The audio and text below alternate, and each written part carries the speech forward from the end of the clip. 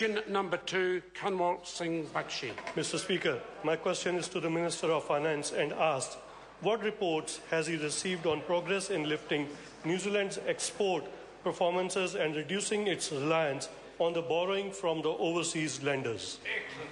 Honourable Bill English.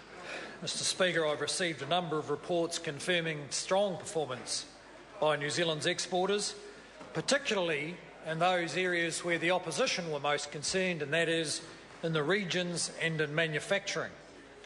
Exporters have performed well despite strong headwinds from a high Kiwi dollar and difficult export conditions in our traditional markets. Our terms of trade rose 7.5% in the September quarter due to export prices rising faster than import prices. This is the highest terms of trade level since 1973, as determined by by prices for our exports in world markets. The trade deficit for October was $168 million, the lowest for any October month since the mid-1990s. So prices in world markets are higher than we expected, but our exporters are performing better than was expected. Mr. Speaker. Supplementary question, Kanwaljit Singh Bakshi. Supplementary question to the Minister. What progress is the government making in reducing New Zealand's external vulnerabilities and particularly in bringing down the long-standing current account deficit? Honourable Bill English. First of all, the government can't have a direct effect on the current account deficit. What we can do is try and create conditions where our exporters thrive and where imported inflation is relatively low. Last week's statistics, New Zealand issued the national accounts for the March 2013 year. It included significant upwards revisions to the estimates of spending by overseas visitors. This has had the effect of boosting our service exports and decreasing the amount that was originally attributed to the private consumption of households. As a result, our now recorded level of households and national saving has increased, while the current account deficit for the year to March 2013 has decreased. It was estimated previously at 4.5% of GDP, and it's now been re-estimated at 3.9% of GDP. So the statisticians have discovered we're doing more exporting and less consuming than they thought. Mr. Speaker. Supplementary question, Kanwaljit Singh Bakshi.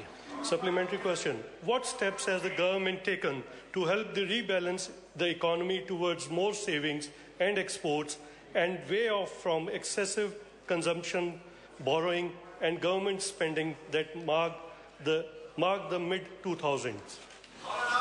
Honourable Bill English. Well, Mr. Speaker, there is certainly more to do to rebalance this economy. It has been difficult to have the amount of export growth we'd like to see when the exchange rate has been so high, and a wee bit difficult to reduce government spending when we've had the earthquakes in Christchurch requiring us to commit up to $15 billion to rebuild Christchurch.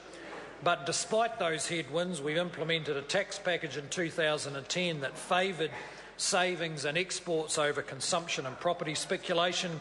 The business growth agenda supports businesses to invest and employ, and as a result the tradable sector, which was in recession for several years up to 2008, has grown by 11.6% from its trough in the second quarter of 2009.